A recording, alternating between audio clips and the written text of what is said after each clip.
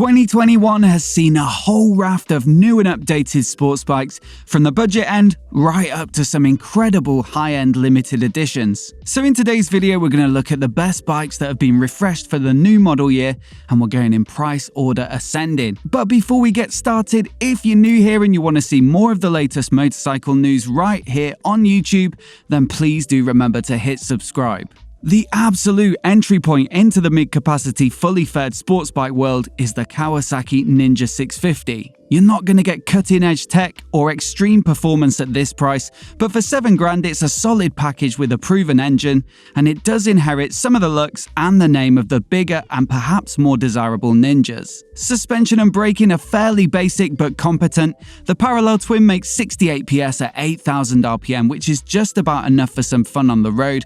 Curb weight is reasonable for the price at 193 kilograms, and you do get a color TFT dash with some phone connectivity.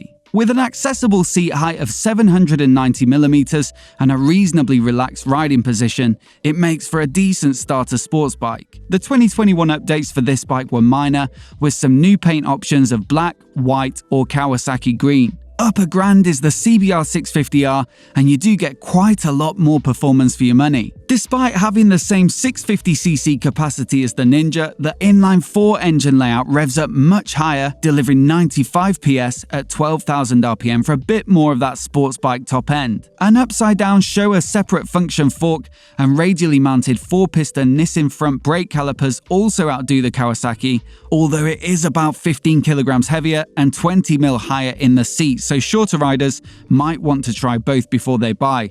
Personally, the Honda would be my pick though, and there have been some thoughtful updates for 2021, including a tweak to the dash to reduce reflections in bright light, a USB charger as standard, a steel number plate hanger as opposed to the plastic of the previous gen, and upgraded fork internals. They've also made some subtle changes to the visuals and graphics, but whether it's in the black or the red, I think it's a great looking bike. Aprilia's Rs660 is brand new for the 2021 model year, and it appears to be the toast of the town at the moment, receiving rave reviews across the board. The 660cc parallel twin is essentially half of their much-loved V4 engine, and it puts out a respectable peak power of 101 PS at 10,500 RPM, as well as a lovely exhaust note owing to the 270-degree crank. Suspension and brakes are well spec'd, but it's the tech on this bike that may come as a surprise, with many features normally the reserve of a much more pricey machine. There's a 6-axis IMU driving lean-sensitive rider aids, as well as wheelie control, engine braking control, 5 riding modes, cruise control, cornering headlights, an up and down quick shifter, a TFT dash of course, and even a double-walled fairing developed in the wind tunnel that not only improves stability at high speeds, but also disperses heat from the engine and radiator away from the rider. And all wrapped up in a visual package that makes it one of the most desirable bikes on this list, despite being far from the most expensive. Now, this isn't strictly an out-and-out sports bike, more of a sports tourer, but it's such a good seller in the UK, often making the top 10 bikes, so I had to include it. For a touch over $11,000, you get a 1043cc inline-4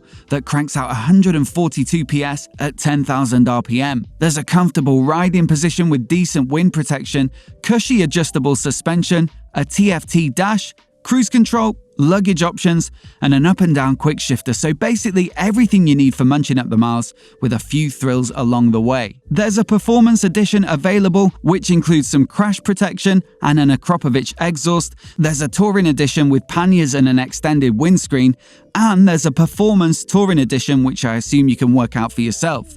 2021 sees 3 new color options, which are black and green, black and red, and black and black. The Ducati Supersport is a more easygoing road-focused bike than their Panigales, but for 2021 they've given it a facelift, which puts it much more in line with those high-performance bikes. The daytime running light, for example, gives the front end an almost identical appearance.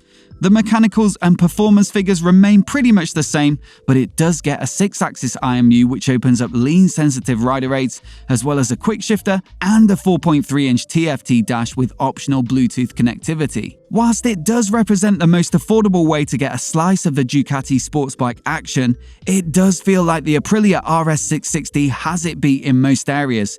The tech is as good, it makes almost the same power, it's a couple of grand cheaper, and about 30 kilograms lighter too. Which one would you go for though if you had the choice? Let me know down in the comments. At 15 grand and above, you start getting into the serious power figures, with the Kawasaki ZX10R being capable of a whopping 203 PS at 13,500 RPM from its 998cc inline 4. 2021 saw loads of subtle changes, including a visual facelift, aero winglets for 17% more downforce, a 40mm taller windscreen, a revised handlebar and foot peg position, some chassis geometry tweaks, a new TFT dash, LED lighting, revised suspension settings, and shorter ratios for the first 3 gears, which ought to enhance acceleration.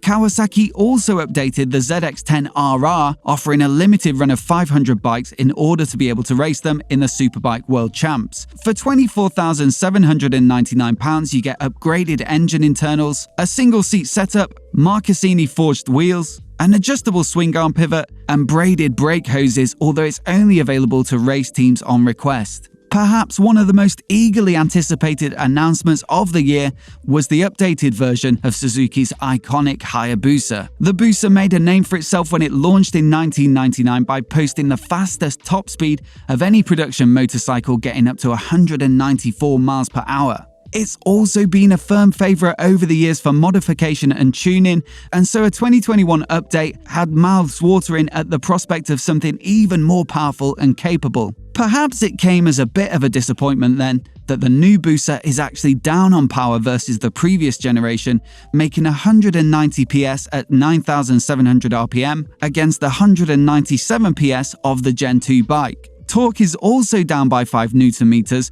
but Suzuki say that with a bump in mid-range power and a couple of kilograms shed off the total weight, the 0-60 is actually faster by 0.2 of a second on the new bike. Other updates include Brembo-style brake calipers, new fork internals, better tyres, a whole new suite of electronics and rider aids, and a restyling that certainly looks like a Busa overall, but with a slightly more modern edge. So is it enough of an advancement worthy of the Hayabusa name, or is it a missed opportunity to deliver another groundbreaking machine? Let me know what you think in the comments. Aprilia's RSV4 gets a visual update for the new model year, pulling it in line with the RS660 we've already looked at. It also gets the same double-walled winglets to help it with downforce and the triple LED headlight setup with the lean-sensitive cornering feature. Whilst peak power remains the same at 220 PS, torque is ever so slightly up from 122 Nm to 125 at 10,500 RPM. The chassis is largely unchanged, although it does get a new lighter swing arm with a reinforced lower brace for extra stiffness. In terms of electronics, there's a larger TFT dash, 6 riding modes, 3 of which are for the road and 3 for the track. And on top of the usual lean-sensitive rider aids, there's now a multi-level engine braking setting. If this all sounds a bit bland to you, then you can fork out another 5 grand for the factory version, which gets forged aluminium wheels, Öhlins Smart EC2 semi-active suspension, Brembo-style brake calipers, as well as a couple of more flashy paint jobs. It's quite a jump up in price to the next bike, the BMW M1000RR, which comes in at just over 30 grand. It's based upon the S1000RR, which is widely regarded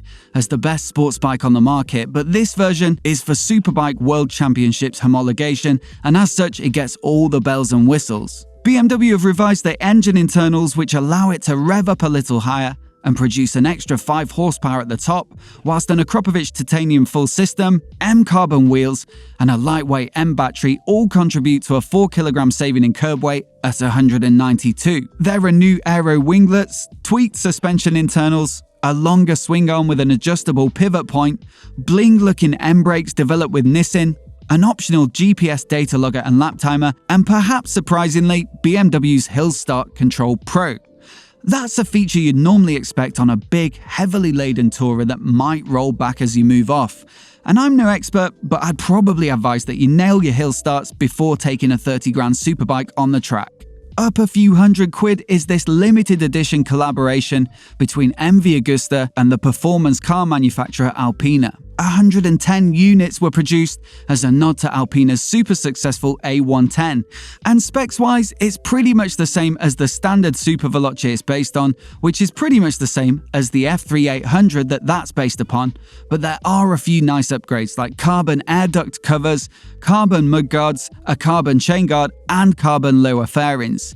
There's also an Alcantara seat with blue stitching, a CNC machine fuel cap, an Alpina embossed leather tank strap, a pillion seat cowl, and the serial number of each bike is etched into a plate on the headstock. They all sold out in a few hours, as did the 75th anniversary version that they launched a few months prior. That one wasn't quite as spec'd up, but it was about 10 grand cheaper, and in my book, it's the better looking bike with a stunning red, white, green and gold paint job. But top of the pile for 2021 is the new Ducati Panigale V4 SP. It's essentially a track-focused version of their V4S, with blanked-off mirrors and license plate holder, a black paint job inspired by their factory team's winter testing finish, a data analyzer with a GPS module, fully adjustable Rizoma foot pegs, top-spec Brembo Stylomer R brake calipers, an MCS master cylinder with a remote adjuster, an SDM open-dry clutch, a thinner chain, and carbon wheels saving 1.4 kilograms. It sort of fits in the middle of their range with a more premium spec and price than the 20 grand base Panigale V4 and the upspec'd V4S. An extra couple of £1,000 would get you their superbike homologation special, the V4R, and then right at the top of the range you've got the €100,000 hyperbike, the Superleggera V4. Personally, I'd be happy to take any of them. And that rounds off the new and updated sports bikes for 2021. Of course, there are plenty of incredible 2020 bikes still on the market, like the Fireblade S1000RR, the GSXR, the R1M, Kawasaki's H2, the list goes on, but as always, I'd love to know which one would be your pick down in the comments below. And if you're new here and you want to see more videos like this, hit subscribe and I'll catch you next time.